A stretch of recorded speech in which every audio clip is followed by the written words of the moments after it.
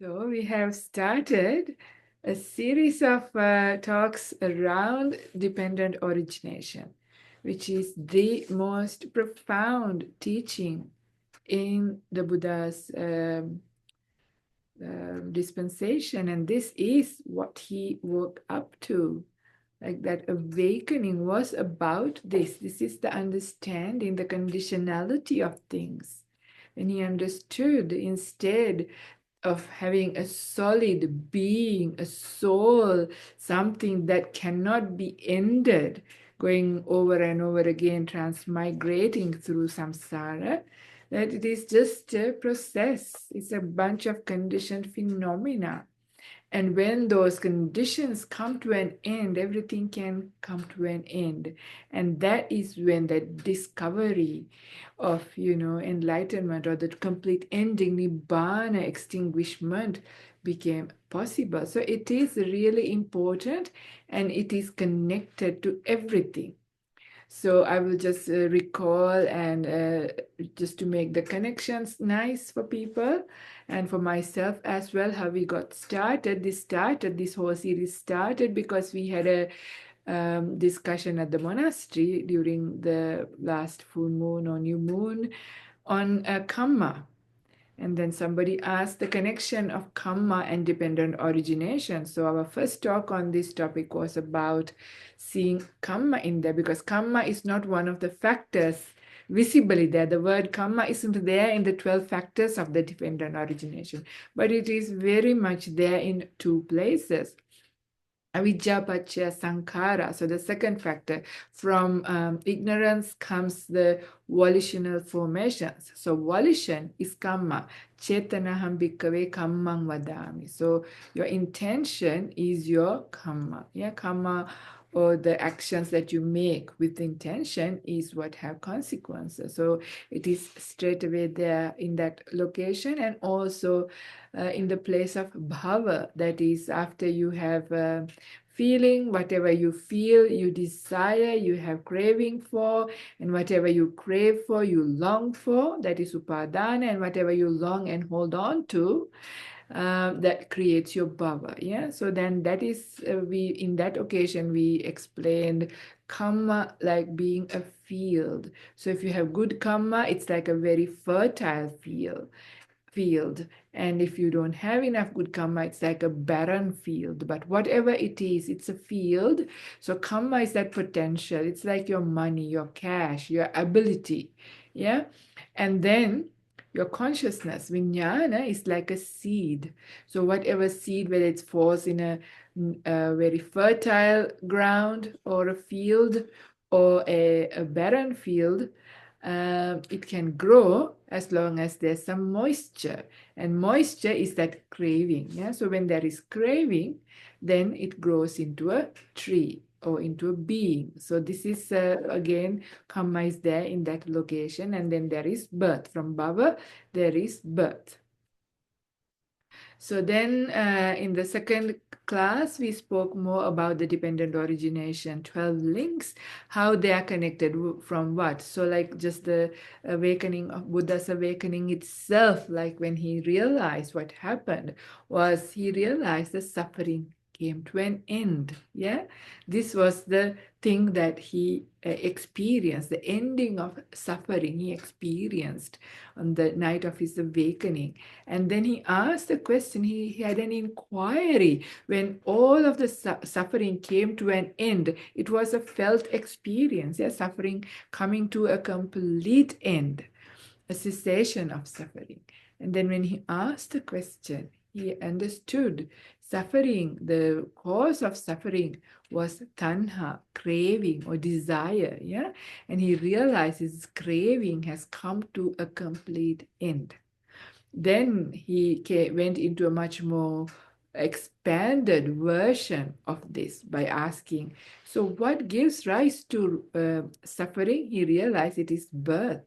Yeah, even though craving is there, birth, because I was born, all of these sufferings are there. So it is actually the rebirth, not just birth, being born again and again and again. And then he asked a question. So this is now the backward sequence, yeah? So from there, he asked the question, what gives rise to birth? And then he realized, oh, because I had karma, yeah, I have created these intentions, and also these good or bad things have accumulated inside of me, and accordingly I have like intentions to want to go someplace, and then when I also have the right kind of karma, then I get born there. So that is that bhava, the idea of bhava. Yeah, so bhava giving rise to existence, giving rise to birth. And what gives rise to existence? That is upadana, that is holding on to whatever you hold on to tightly. That is what creates your existence. If you hold on tightly to being human being, well, you'll be a human being again if you also have the karma for that. So karma and your intention. Yeah, whatever you hold on to isn't just enough, but also you got to have created the karma to go with it, conditions to go with it. So that is that holding on to. What do you hold on to? You hold on to things that you crave and desire. Yeah. So desire gives rise to this upadana, the holding on to. And then how did desire come about? Desire came about because we were able to feel things. Yeah. Whatever we feel, the things that are pleasurable and helpful, exciting, those things we crave for. So whatever we crave, we hold on to tightly, gives rise to existence, and then there is rebirth, and suffering is there then. And feeling came about because we had the six sense bases. We had eye, ear, nose, tongue, body, and mind. So when those things are there, which is called salayatana, feeling is inevitable. And what gave rise to those things? A being, yeah, a body and mind, nama rupa. When there is a being comes together with these six sense bases. So, and then what gives rise to nama rupa? Consciousness. Yeah, when there is consciousness, there is a alive being. Yeah, walking, talking, eating, that kind of a being is there when you are consciousness, and this nama rupa, the idea of being able to comprehend things, feel things, touch things, all of those things. A being is created because of consciousness. And what keeps the consciousness? What is the condition for that? That is that intention, yeah, volition.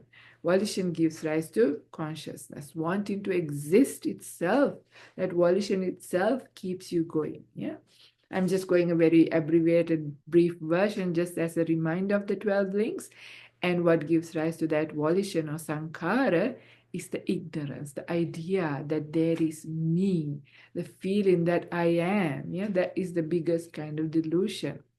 So whenever we have that feeling of a sense of agency inside, then we have intentions of wanting things, yeah, and then our consciousness is kept up, and that consciousness can't exist by itself. It needs a being, a physical body and mind for it to exist. So when the physical body and mind is created, of course, then you have the six sense bases through which you feel the world and you receive the world. And as you do that, you have desires come up, and certain desires you hold on tightly, which creates then karma and a bhava, like a form of existence.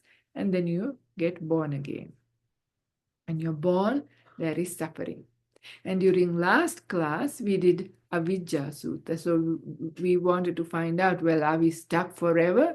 Because Avijja seems to be there. The Buddha said he went back 91 eons, which is such a long time. Yeah, many, many, many rebirths. And he said, no discoverable beginning could be found for when avijja, or a delusion or ignorance, started. But he said, but the good news is ignorance has a nutriment. It arises because of a cause. And then we went through that sequence where we found out what gives rise to ignorance. Yeah, why is ignorance there? What is the nutriment for ignorance? And we said, and the Buddha found out that it is the 5 hindrances. And then I'm not going to go into detail because we explained all of this in the last talk. And then 5 hindrances too have a nutriment, and the nutriment for 5 hindrances is the misconduct by body, speech, and mind. So as long as we are heedless by body, speech, and mind, the 5 hindrances are kept up. And then what is the nutriment for the 3 misconducts is sense restraint, not having sense restraint. Yes, senses not being sense restrained. We look at things in a way that lust or anger and ill will come up. Yeah, we hear things, we touch things, we smell things. All of these things we do without being restrained, and then that leads to doing misconduct by body, speech, and mind. Then the hindrances are kept up. When the hindrances are kept up, avidya or delusion is there. Yeah, it doesn't vanish. And then what is the condition for not having sense restraint?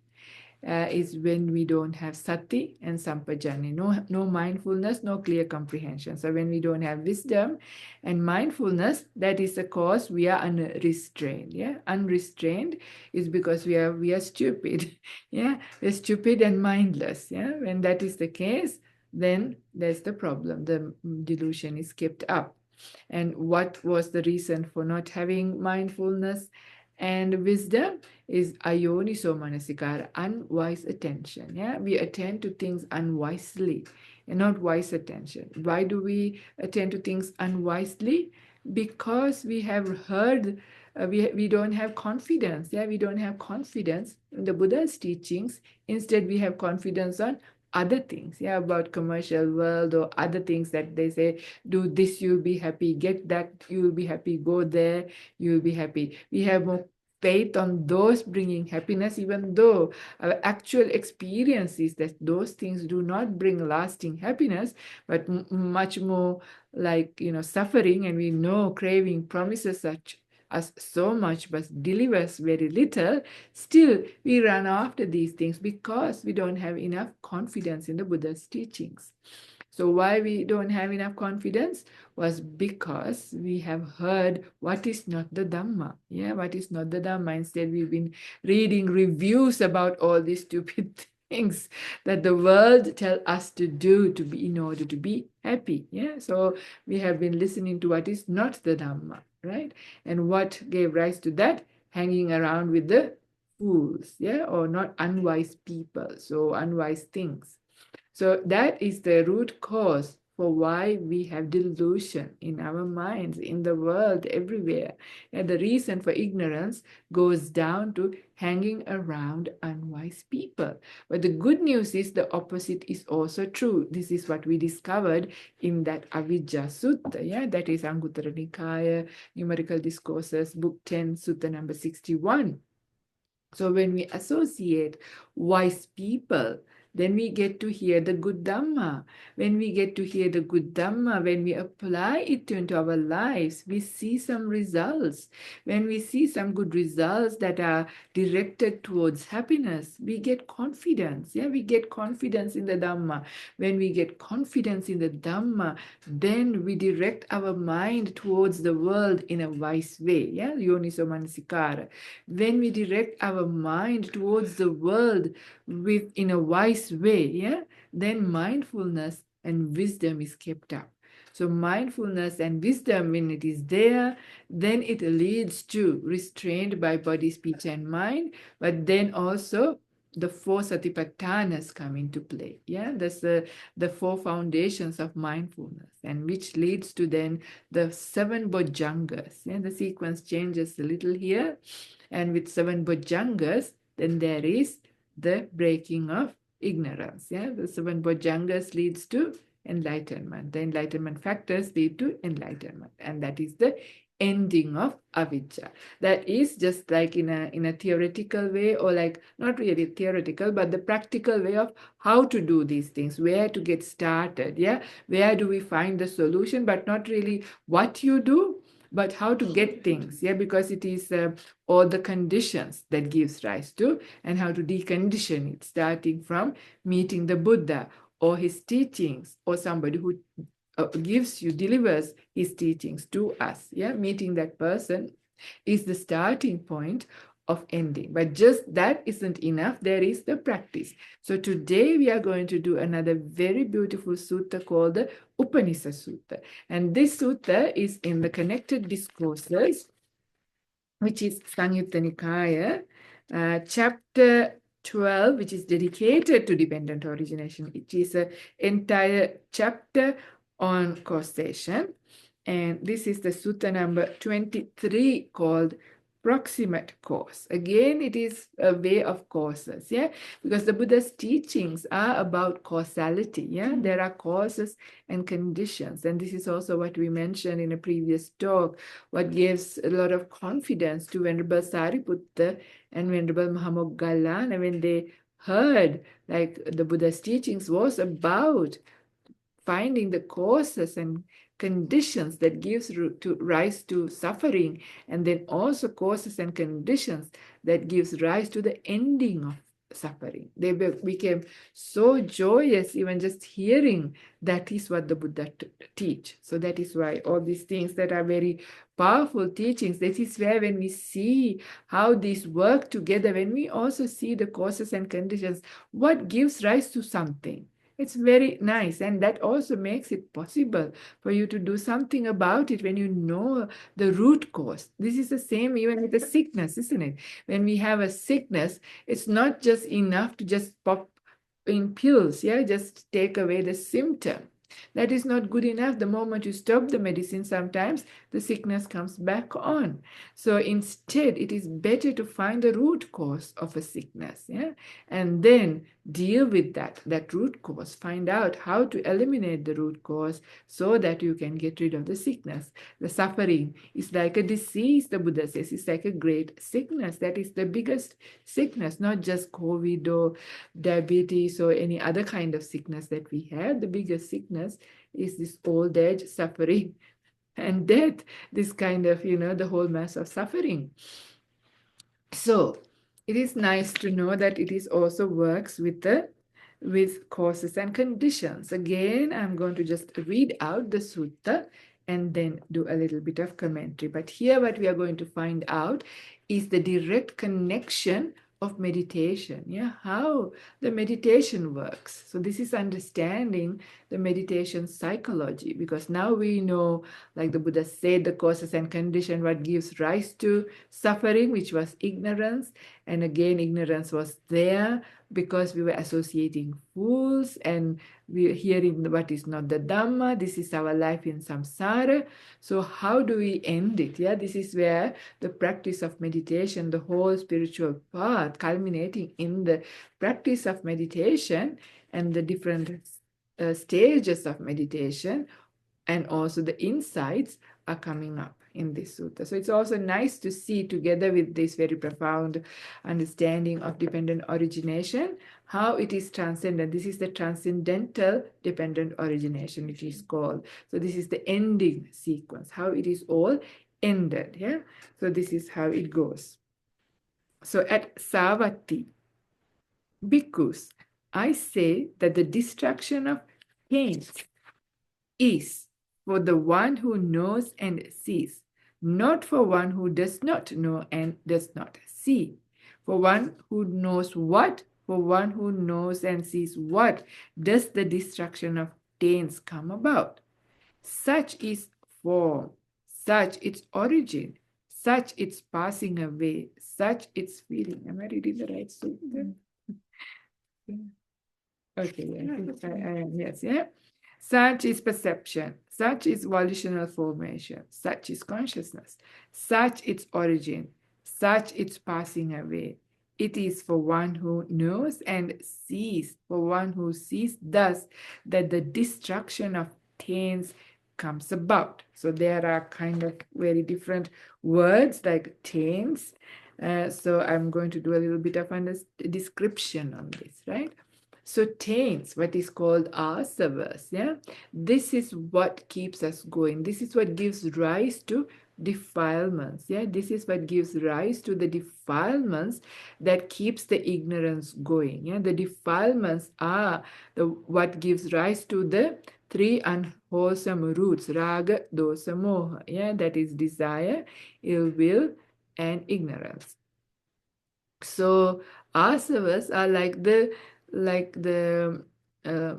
when you want to make yogurt, you need a little culture, right? You need a tiny bit of culture. When you put that into milk, then it makes yogurt again. So, so this little thing, few bacteria, that's all you need. So this asavas is like these little roots, or that the potential, the thing that can give size. Because sometimes when you meditate, when you practice, it seems like all the defilements are gone. It feels like you're almost enlightened. But as long as the asavas are still there, underlying there, they will still give rise again to defilements. It's like those roots. You see, a whole big root could be cut down completely. But as long as the roots are still there under the ground, the shoots can come up again and a whole tree can grow from there again. And this is why when it comes to cutting trees, people also use something like Roundup to kill the entire root system so that there will be no more tree growing. In the same way with enlightenment too, the asavas, what gives rise to all of these things, has to be completely eliminated.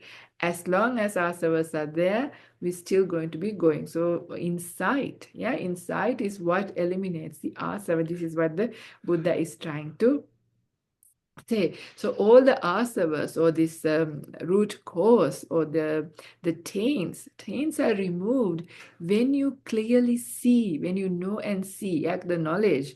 It is when you clearly know and see something, then that is when everything is going to go. So no sense sees what? No sense sees that there is only this five aggregates. What we think as me, myself, or this being that is here, is nothing but a bunch of conditions, called form. Rupa is called the form, the body that we have made up of all the elements, and then our Rupa Vedana, feeling, and whatever the ability to feel, then the Sanya, that is perception, and Sankhara, that is our volition, intention, and Vijnana, consciousness.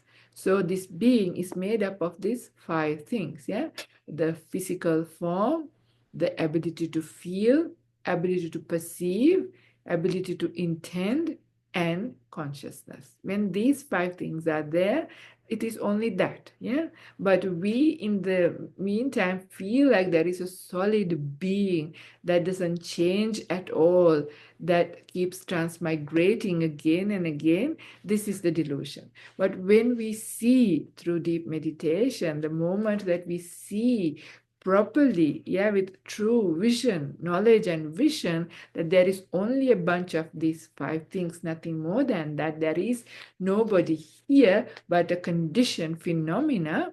That is when the whole process ends. The taints disappear, evaporates.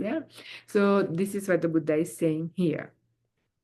So I say, bhikkhus, that the knowledge of destruction, knowledge of ending of these taints in regard to ending the taints has a proximate cause. So that too has a proximate cause. It is not, and what is the proximate cause for that? It is liberation, vimutti. Vimutti is what gives rise. So vimutti means this is the ceto vimutti, the liberation of the mind. When the mind is liberated, when the mind is liberated from what?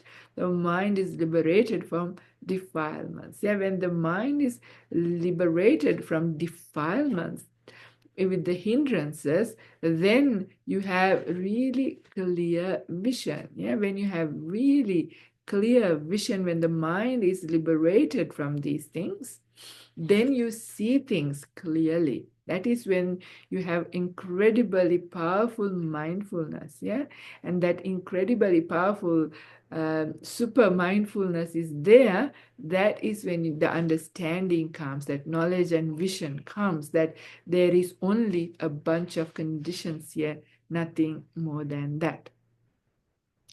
So, and then the Buddha says the liberation of the mind also has a proximate cause. And what is the proximate cause for that? and that is dispassion. This is called viraga. Yeah. So viraga. So V is a negative. Raga means passion, as we know. Raga means passion. Viraga means no passion. Yeah. When the passion ends, when our passion or longing or desire ends, that is when the mind is liberated. Yeah. So dispassion or viraga gives rise to liberation of the mind. And what gives rise to viraga or dispassion? Yeah. What gives rise to, because it also has a proximate cause, and the proximate cause for dispassion is called nibbida. Yeah. Sorry, for what was the word that he used? Is what is called disenchantment. Yeah, nibbida is called disenchantment or disgust, revulsion towards things. Yeah. So whatever we desire, whatever we long for, we have strong lust for or strong desire for, that is the raga. When we sort of, if ever we get disenchanted with these things, when we get disenchanted with these things, then that disenchantment leads to the passion coming to an end, viraga. Yeah. So disenchantment is what leads to viraga.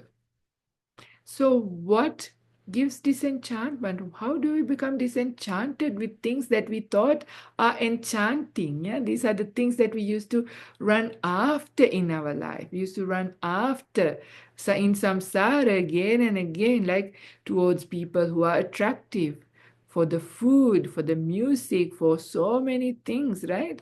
For experiences, constantly, the whole world is running after these things that are enchanting, tantalizing, beautiful and pleasurable. So how do we get disenchanted with these things so that this passion can come about? So that comes about when we see clearly. This is called yata bhuta jnana dasana. So this is different for knowledge and vision.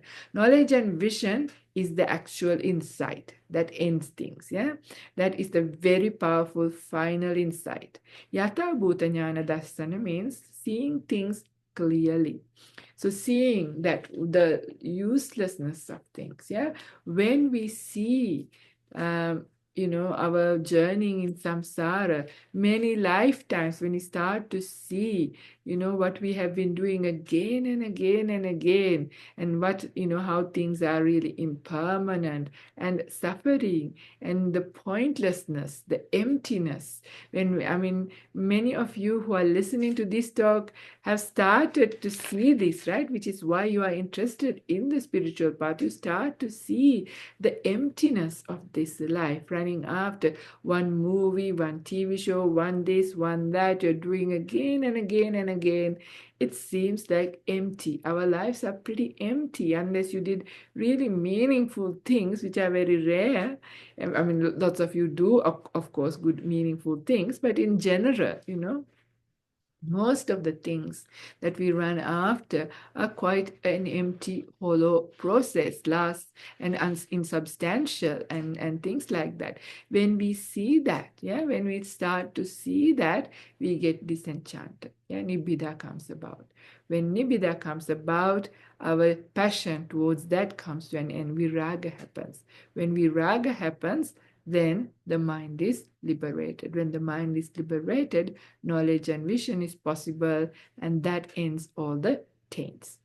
So then the Buddha says, what gives rise to yata bhuta jnana dasana, or seeing things as they are, that true seeing, and that is caused by samadhi, yeah, deep meditation. Samadhi is what gives rise to seeing things clearly. So this is when the hindrances are down. Yeah, when the hindrances are not eliminated, but hindrances are down. When the hindrances are down, the 5 hindrances are down, the mind is clear. Last week, I think I explained when we were talking about the hindrances, how, the hindrances are like the colored dye, or the, hot water, or the water with the ripples, or algae, or with mud, when then you can't see the bottom clearly. So when the hindrances are there, you don't have clear vision. But when the hindrances are settled down, then the vision is clear. So the hindrances are kama chanda, which is sensual desire, ill will and negativity, which is vyapada, sloth and torpor is tina midda, uddacha kukucha is restlessness and worry, and vichikicha, which is doubt. So these 5 things, when they are gone, in the sense when they are temporary down, when they're gone from the mind temporarily, then we can see things clearly. And that is when we start to see the emptiness of these things that we run after. Yeah. So that is really why deep meditation is really important.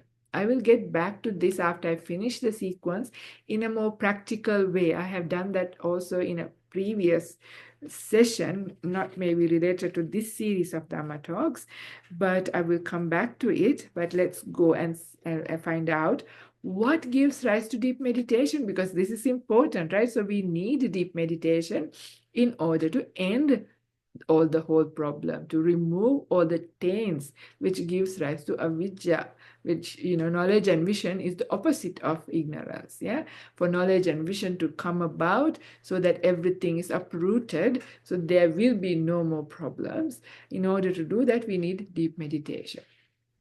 So what gives rise to, now I'm going to do the rest of the sutta by memory, otherwise we are going to run out of time like previous, but you can look it up. The sequence goes again and again, repeatedly, the proximate cause for each condition. So what gives rise to deep meditation or samadhi is what is called sukha. Yeah, sukha or happiness, happiness in the mind. So this is a path of happiness, because many times when the people hear Four Noble Truths and first noble truth is dukkha, they think Buddhism is a very depressing religion, but it is not. Yeah, this is whole thing is a path of joy upon joy upon joy. Yeah, so what is happiness? Yes, happiness, it is not happiness of seeing your best friend or seeing a movie or eating your favorite food. This is the mental happiness, the mind experiencing a very different kind of happiness. And this happiness comes about when actually the hindrances starts to come down. So this is because this is just before mind entering samadhi. So samadhi is a state of hindrances going down. So as the hindrances are going down, mind starts to experience very deep form of happiness that we have not experienced before unless you have had deep meditation. All our other forms of happinesses are together with hindrances. Yeah, it's together with hindrances. We use the same term, but it is not really the same thing. This is a happiness, a very profound form of happiness when the hindrances are subsiding. So sukha is what gives rise to samadhi. So what is the proximate cause for sukha? So for that happiness, it comes from tranquility. Kaya passaddhi. Yeah, passaddhi gives rise to sukha. So passaddhi means the body disappearing, because as long as the body is around, yeah, when the body is not tranquil, there is also disturbance. It's the body disappearing. When the body disappears completely, actually, when you enter the deep meditations, you have no access to your body. It's not like the body vanished and nobody could see. Somebody else looking you from a distance, seeing you meditating, your body is still there sitting on the chair. But for you, your body has disappeared. You can't access, you can't feel your body. The body has become completely tranquil. Yeah, when the body becomes tranquil, then the mind then settles down and it goes into sukha, because when the body goes away, there is no disturbance. Yeah, so then and of course there's more joy states already, so the mind goes into fully into the appreciation of the mind and one-pointedness of the mind with the meditation object. It is easy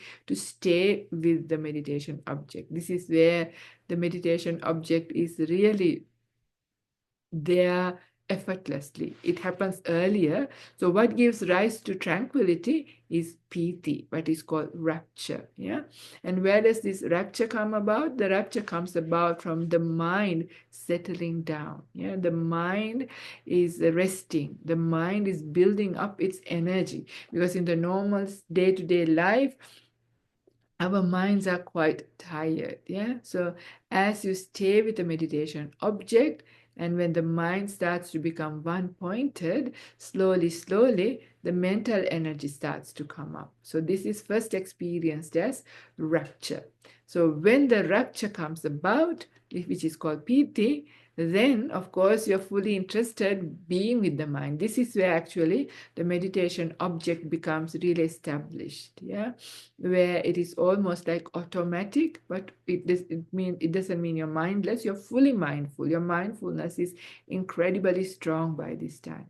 And then the body becomes tranquil because your full attention is in the mind. So body starts to disappear, and then the hindrances start to settle down. That is when the happiness, the sukha, comes in, and from there the mind is very still and enters deep meditation. So what gives rise to what is the proximate cause for piti or rapture? That is called pamojja, gladness of the mind. It starts with a mind that is glad. Glad because of what? Glad because of few things. In another suttas, we have also spoken about, because we don't have any regrets and remorse, there can be gladness, pamojja. But in this sutta, it goes into a very interesting way, because gladness can come about due to many reasons. So I'm going to go back into the sutta again, because this is a little different. Yeah.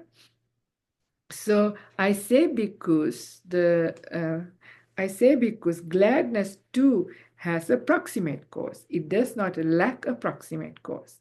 And what is the proximate cause for gladness? It should be said faith, confidence. Yeah, confidence gives rise to gladness, the Buddha says. Let's see the other things as well, and then I'll try and explain. I say because that faith or confidence too has a proximate cause. It does not lack a proximate cause. And what is the proximate cause for faith or confidence? It should be said suffering. Interesting, isn't it? It says suffering. Suffering gives rise to confidence, and confidence gives rise to gladness. Is this true? Quite intriguing, isn't it? You never think about that. This is really peculiar. Yeah, the Buddha says, this is the teaching of the Buddha. He says, when we suffer, we get confidence. Think about it. Yeah, think about it. What happens when we suffer? When we are suffering, yeah, we look for a solution. When we are suffering, it's so too much. We are constantly trying. Who can help me with even one word or some kind of technique, some kind of medicine? Who can help me? Yeah, we're trying to run after. Yes, search these days, search in the internet, go to people, try out whatever we can to get rid and overcome this suffering. Yeah. So in our search of things, when we are suffering so much, then sometimes we come across the Buddha's teaching. Yeah. If we had good karma, sometimes when we are suffering, we come across the Buddha's teachings. And when we hear the Buddha's teachings, it starts to make sense, because the Buddha explains how this suffering came about. Yeah. So, and how the suffering can be ended. So when we hear the Buddha's teachings, faith and confidence starts. This is where that Avijja Sutta sequence actually comes about. Yeah. The whole sequence we spoke about last week starts here. It's already in between these two links. So it's already expanded there, but here it's contracted. Yeah. So I can just say it like this. So when we are suffering, maybe you have come down with some kind of really difficult illness. This is very common for people. This is when people came into Dhamma. or broken relationship. The heartache was so strong that you start to look, or you lost your job, or you lost all of your finances. For some people, not for everybody, or even for some people who are really, really rich and have everything they have, then they see then what? They see the emptiness of all of those things again and again and again and again. I have Venerable Nirodha here, whose story you may have heard many times, that we have said it here and during her birthday as well. One day going through a health retreat, she was tossing between, should I play bridge or should I play tennis? Should I play bridge or should I play tennis in this luxurious life? And suddenly seeing, do I want to live this empty way of life, or do I want to a shallow way of life, or do I want to find the truth? So sometimes, that is also still, you think very rich and we have everything in life, still suffering is still there because you feel the unsatisfactoriness, the hollowness of the sensual world. After you go to the real end, even sometimes you don't have to go to the real end. After a while, you start to see the hollowness. This only this much, and it's not enough. And that is where there is suffering in every form, whether it is like because of sheer painful suffering of a sickness or a heartache or a big loss. Somebody died. This is another reason, like a loved one died or they left you, things like that. When suffering starts to come on, then people search. And as people search, they might meet a Kalyana Mitta. Yeah, this is where you meet a wise person. So that is where that sequence starts, meeting a wise person, or you might come across the Buddha's teachings in a written form these days. So you hear, because in the time of the Buddha, of course, written form wasn't available. You had to meet somebody who actually delivered a sermon. These days, maybe you are searching on the internet and came across some teachings, and that was probably your first contact of the Dhamma. Yeah, so as a result of suffering, you start searching and you meet a wise person. And as you meet the wise person, they teach you the Dhamma. And when you listen to the Dhamma and you apply it to yourself, confidence comes because it makes sense. You see how all of this is working. Even this set of sermons is a full place where your confidence can grow in a big way, because the Buddha shows the entire picture, the whole map of how all of these things are. It's like this jigsaw puzzle, all complete. You can see all the pieces, how everything is connected and what you need to do. So from there, when you have confidence, then you take up the spiritual path. When you have confidence, what do? This is where also the Noble Eightfold Path comes in. So you are now hearing the Dhamma and you are getting confidence.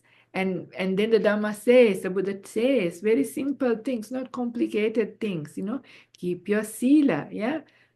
Keep your sila, be virtuous. Yeah, virtue is really important.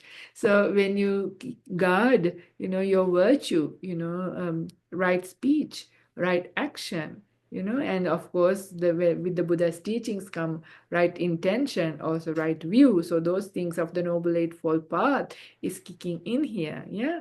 So with those, yeah, when you keep your sila, for example, yeah, with confidence, you have your sila. So you live in a good way. You try to become a good person, somebody who does not do anything bad or hurtful or harmful to oneself or to others by body, speech, and mind. This is the idea of virtue. So when you have confidence, you actually live according to the teachings of the Buddha. You live a life that is harmless. Yeah, you live wise. You apply wisdom. You apply right view.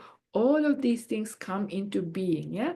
So when you live life in a good way according to this teaching, so this is how, when you have faith, then how gladness comes, because you then don't have regrets and remorse in your mind, because you've lived your life in a good way to your best ability. You've done the things the right way, yeah, not wrong things. So faith and confidence is a big part, yeah? Faith and confidence in the Buddha and his teachings, not anything else. And you've taken it on board and you started the Noble Eightfold Path. So the gradual training, all of that is there inside this. These links are very heavily packed with other things. So that's why I'm expanding. Otherwise, it's hard to understand. How did suffering lead to faith and faith lead to gladness, right? So this is where there's big other many steps packed in, which we have spoken before, thankfully. So you can pick up very quickly. So when you have faith and confidence and lived according in a beautiful way to your best ability, life with virtue, then you don't have regrets and remorse in your mind. And then, of course, a mind without regrets and remorse is glad. It has pamoja, has that beautiful energy, energetic people. These are these people, virtuous people you can see when they're in a crowd. Yeah, their features, their eyes, the way they speak, the way they move. There's something really beautiful about somebody who keeps sila. Yeah, this is what you see with some monastics who've been in monastic life for a long time. If they have been keeping their sila really well, you can feel that even if they're not really still great with their meditation, maybe they have not yet attained anything, that doesn't matter. Still, the very fact of keeping good virtue has, you have gladness in the mind, and that's not a small thing. And it is impossible, like when you have gladness, that you don't have any good meditation. They would have good meditation, because the Buddha says, yeah, and also Na Chetana Karaniya Sutta and many other places, how when you have gladness in the mind, that leads to piti. You don't even have to have any intention. So this is how this meditation sequence, meditation psychology works. Yeah, so meditation psychology works exactly like this. When you have been virtuous, when you have no regrets and remorse, there is gladness in the mind. When the mind is glad, it just goes into piti, because your present moment is pleasant. You are able to stay with a meditation object. The mind doesn't run into future or into past. It is not restless. It has that starting energy already. If you start with an energetic mind to begin with, and the energy and the mindfulness only grows more, as you sit there. So when the mind has gladness, you can stay, and the mind starts to get one-pointed. And when the mind is getting energy, that is that piti, rapture.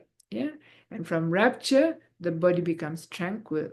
From tranquility, the mind goes into sukha, or happiness. From happiness, it goes into samadhi, deep meditation. And from deep meditation, when the hindrances are down, you think clearly. Yata Bhuta Jnana Dassana comes about. When you see things clearly, you get disenchanted. Oh my goodness, I have been, fooled, conned by the world. I've been sold kind of a, stupid things, saying they're valuable.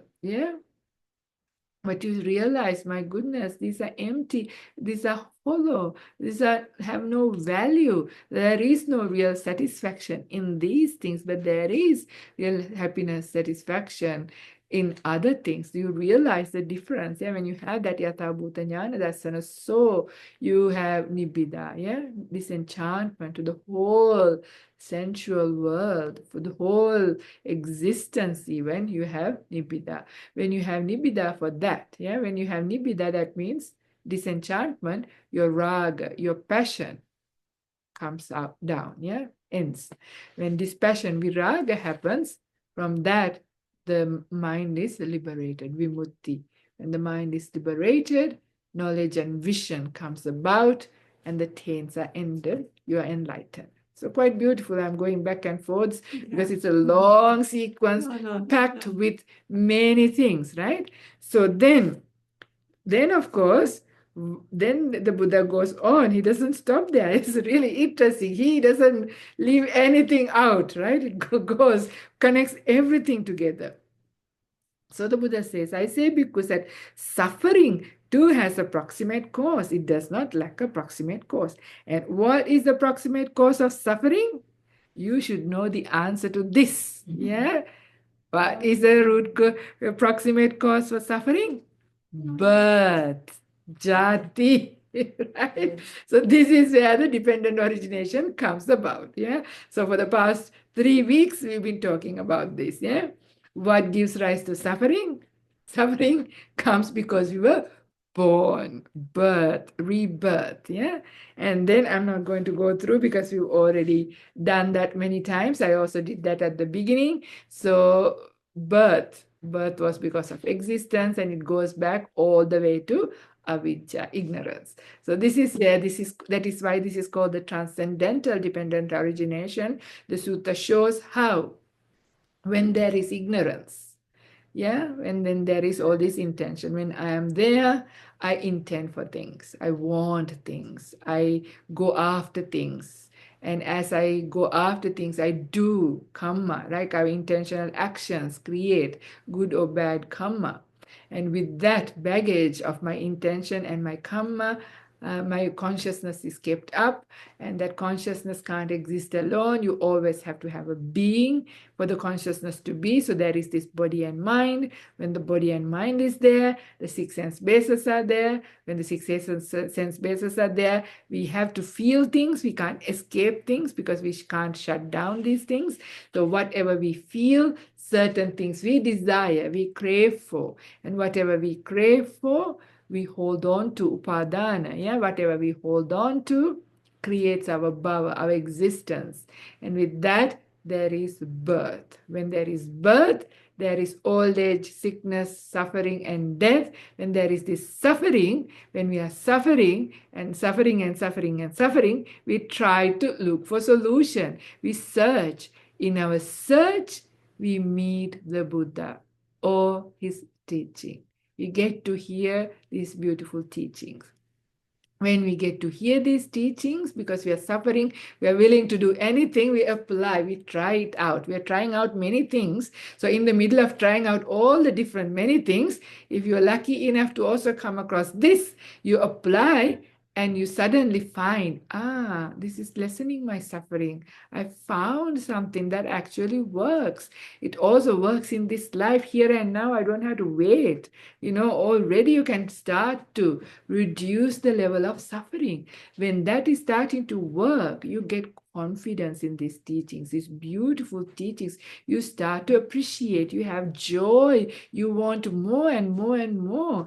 And this is why we all listen, read to Dhamma talks, and all this is because of that, because you find value, right? So this is how suffering gives rise to faith. And from faith, because it works, you get glad mind, because with faith you take on board the gradual training. Yeah, you get confidence. Okay, you understand how this works, so you start the whole gradual training, which is what gives rise to mindfulness, gives rise to sense restraint, gives rise to the right conduct by body, speech, and mind, all of those things. So these are all already packed in there, which we saw unpacked in the Avijja Sutta. So all of that is there as you do. So this is where the actual practice comes about. So as you do that actual gradual training, yeah, restraining yourself first by starting to keep sila, that is your virtue, then restraint of the sense bases, moderation in eating, and then of course your sleep, you become more awake when you live in the right way. And it goes really beautiful. If you're interested in more learning gradual training, there is going to be a workshop done at BSWA in November. And I will be going there also to do 2 sessions. And this will be with Ajahn Brahmali, myself, Ajahn Munisera, and Ajahn Sunyo, and Ajahn Mudito. There will be 5 monastics. We'll be taking turns. It will be over 5 weeks. And the whole gradual training hopefully will be also there. And gradual training is those practices that we do, right? To in order to be able to do the meditation properly. So that is where the whole gradual training, the earlier bits come in, yeah? And then of course, gradual training goes all the way to deep meditation as well. So in here, in this sequence, you can see all of that packed in there, and it starts. Then when you have lived the right way, then you have Pamoja. If you're doing that gradual training, then your mind has more and more Pamoja, gladness. When you have more and more glad mind, it is easier to meditate, and you easily get into joy states. Rapture comes about, yeah? When you have rapture, the body becomes tranquil, then the mind goes into sukha and enters deep meditation, samadhi. At samadhi, when the hindrances are down, then you see things clearly. Yatha bhuta jnana dassana. When you see things clearly, the hollowness, the emptiness of things, the mind is disenchanted. The mind turns away from everything. Yeah. And when the mind turns away, your passion comes to an end. Viraga happens. When viraga happens, when the passion comes to an end, then the mind is liberated. Vimutti, yeah, liberation. When the mind is liberated, knowledge and vision is there, and that is how you are enlightened. That is that wisdom that ends the taints. So no more rebirth is possible. No more defilements is possible. Completely gone. Like for a tree root, like putting Roundup. So completely eliminated. No more possibility for growth again. No more possibility for being born again. So quite nice in this way. So you understand this whole process. So we are not helpless. We are with help. We have all the things. And of course, in the past, previous Dhamma talks and continuing Dhamma talks again and again, these are the things that we'll be talking about, the aspects of gradual training, how do we practice, all of those things will keep coming up again and again. But from time to time, it's nice to see this whole thing in one go or in a concentrated way across a couple of talks, so that we have a big understanding how this works, and it is incredibly helpful. Even though we have only about another 6 minutes left, I'm going to say this in a very practical way. This is something that I have mentioned before, some of you have heard, but for this to make sense how some of these things work, how suffering leads to to ending of suffering, yeah, because this is the special thing about this Upanisasutta. I'm going to again remind people who already know about a thing that I did remember during the COVID. Yeah, when we had COVID, when the COVID was going really strongly, that was a time there was so much suffering for the whole world, right? There was so much suffering. There wasn't probably anybody, unless somebody was on the spiritual path, in elevated states. Everybody had some form of suffering, yeah, at that time, either because of the physical illness, because you lost your job, because of your, family dying, all of those things, and having to stay in lockdown, not being able to go out and enjoy yourself. So many forms of suffering was there at that time. So I remember during that time when my birthday was coming, in fact, when the COVID was really, really bad, was around my time of my birthday. And I was in no mood to celebrate birth because how can you celebrate being born when people were dying? So I thought, this was the day before my birthday, I thought I would do some compassion, spread some not loving kindness, compassion for the world, because the world was suffering. That was my thinking. And in order to do that, I thought I need to know what is going on, because at that time, Australia was in a bubble.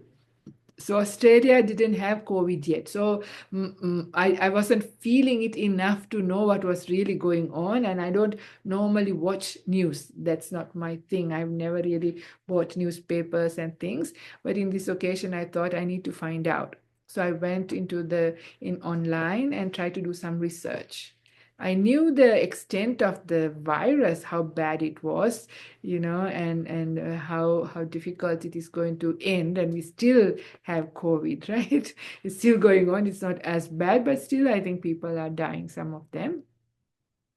But what shocked me was when I saw that Australia at that time had put aside $72 million to take care of the people who are going to become victims of domestic violence resulting from COVID, as just a result of COVID, not other things. Domestic violence happens all the time, but this was specifically because of lockdowns and everything else and the actual thing. Then I had a shock. My goodness, wow, this is what is going on, because people can't cope with this. Yeah, the idea of the whole thing, either the sickness, the people dying, losing your job, not being able to do what you want because they don't know how to deal with it. They become violent and they hurt other people and their family.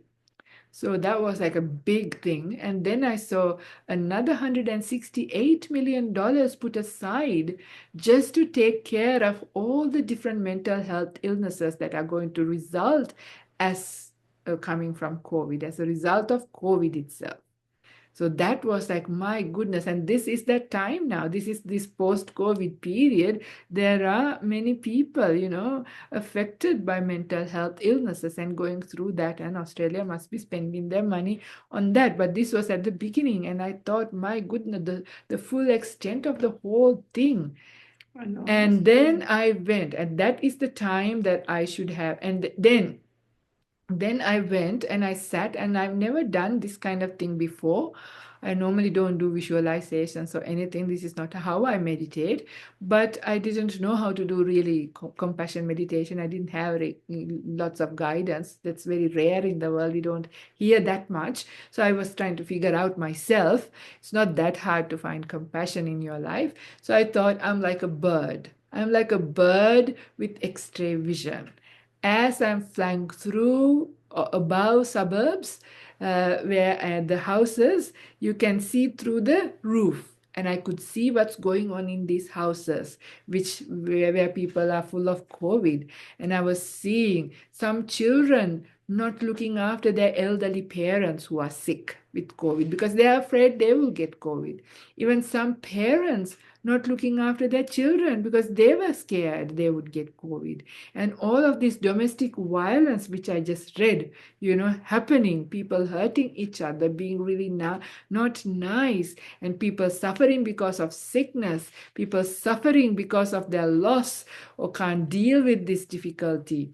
When I started to see, it was like people who are young, people who are old, people who are rich, people who are poor, people who are educated, even the experts in COVID, either beautiful, ugly, everybody was going through this. Some people didn't get it, some people got it. You didn't know who had their immune system in the right way or not. And many people were getting affected.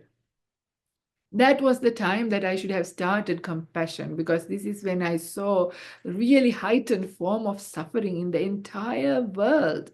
Yeah, entire world. This is when there was dead bodies, like containers and containers of dead bodies in New York. Those kinds of news. That was the time, yeah, when we heard so much. And instead, my mind asked the question, why? Why was this happening? What's going on?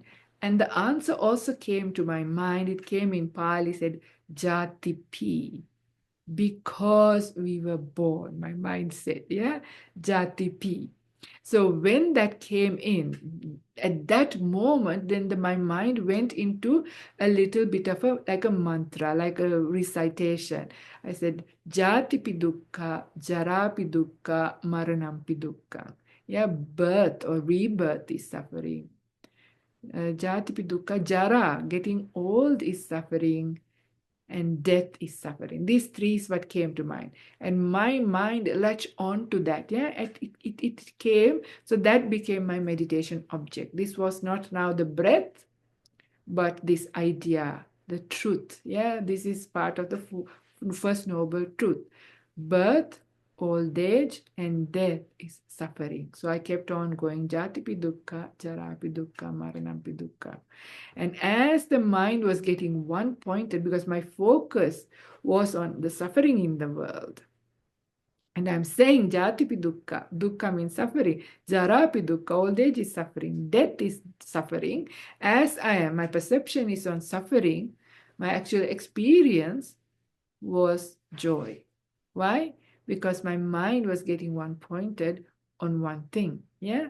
And as I was seeing the whole suffering in the world, my mind was getting more peaceful, it had that effect of nibbida. Yeah? This is not in a big way, this is like a small way, which is why I can talk about it. So my mind sort of turned away at this time only from the sensual world, just the suffering of the sensual world, Kamaloka. Yeah? You saw the people running around, usually chasing after all of these things, but it's all empty. What is they doing? Oh, you can't escape suffering, you can't escape old age, you can't escape death, and it is very obvious right now, yet people are still trying to run after things, and your mind sort of get disenchanted and turn away. Yeah, it turns away. Nibbida happens, it turns away. Then it has a temporary cheto vimutti. The mind is liberated. That is when the mind can get into quite a good meditation. Yeah. Then from there it is possible. I'm not going to go into much more detail, just to show how this works. Yeah. Even though you see suffering, you understand suffering. As a result of seeing that, the mind can go into nibbida. Yeah, this is very powerful. So much, this is just nothing. What I'm explaining is not a really powerful thing. It's still quite high impact because it is still powerful. But what happened at the time of like the Buddha's enlightenment, for example, is with a deep meditation, he gets the psychic ability, the ability to go into past lives, called Pubbe Nivasa Nusati Jnana. Yeah. So as he see past lives, one by one, he sees, my goodness, what have I been doing? Life after life after life, all of these things, born, do this, die again, born, do this, die again. Very, very powerful because it's your own life, not only others. Then you get the understanding of how the karma works. Oh, you do this and this happens. So you work out. So then he gets the jnana related to the karma, yeah, the workings of the karma. When he understands, that is when the understanding of causality, that emptiness, but this is only a process. There's nobody here, but a bunch of conditions, just a body made up of elements, ability to feel, ability to know, ability to intend, and consciousness, nothing else. It's just a bunch of conditions there, no body here. Yeah, when that understanding comes into being, that was his enlightenment. I'm saying something very, very profound in a very simple way, but just to get the idea how this happens. Yeah, this is the complete ending. Yeah, this is the arahantship. But all the little levels of getting to something or the other also happens like that. As you meditate, your little things, yeah, as your mind becomes peaceful, some understandings come, you see, and you turn away from these things. And these are called tadangani bhutto. Yeah, some things, that's why you don't live the same life like you used to live before after you have come into the spiritual path. Things that you thought were fun, enjoyable, lose its fun. There are other funs, that is, meditation becomes more enjoyable. You get more joy states coming up there, and you realize, why do I do these other stupid things, which actually brings more suffering, not really happiness? Yeah. So even like that, disenchantment starts to come. Yeah. But of course, nibbida is when that sabbaloke anabhirata sanya, that is the non-delight in the entire world. It's a form of perception. Yeah. You build it up. These are parts of your practice. You build it up as you practice. And as you build those kinds of perception, that perception does the nibbida. Yeah. So even for me, when I was doing jatipi dukkha, jarapi dukkha, maranampi dukkha, when I was doing reflecting on the dukkha, that was what was happening. The perception of disenchantment for the whole world was building up. When it reached a certain point, the mind turns away, nibbida happens. Yeah. So this is really nice to see. This is also how you get into quite good meditation or deep meditation. And when you have deep meditation, it goes to the next level of liberation. Because when you see things for what they are clearly, yata bhuta jnana dassana, then a stronger form of nibbida for the whole form of existence, not just the karma loka, but for everything, the existence itself. Because you see, there's nothing. It's an empty process. What are you doing running after empty? There's nothing there, yeah? So this is how it goes. It's quite powerful to understand this also in a very practical way. So you understand how you direct your mind as you meditate, how this happens. It's not like you sit and you watch the breath and like a light bulb going off that you'll just one day get enlightened suddenly. It's not like that. Yeah, you need specific ways of directing your mind, building up certain perceptions, living your life, the whole thing. It's a holistic approach. Yeah. So all of this came out during this couple of talks, and you can put other things, pack it up, unpack it or understand it as much as you like and can. So this is where I'm going to stop. I'm sorry I've gone over time, but I had to make it complete. So I hope you don't mind.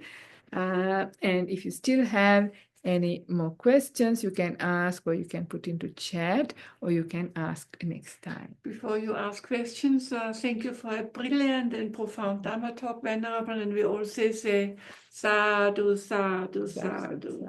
Would you like to add something? No, I can't add anything. I wish I could, but just again and again, listen again to this talk. It has all the elements in there for our liberation, and with open eyes. And luckily, we have such beautiful teachers and nuns around.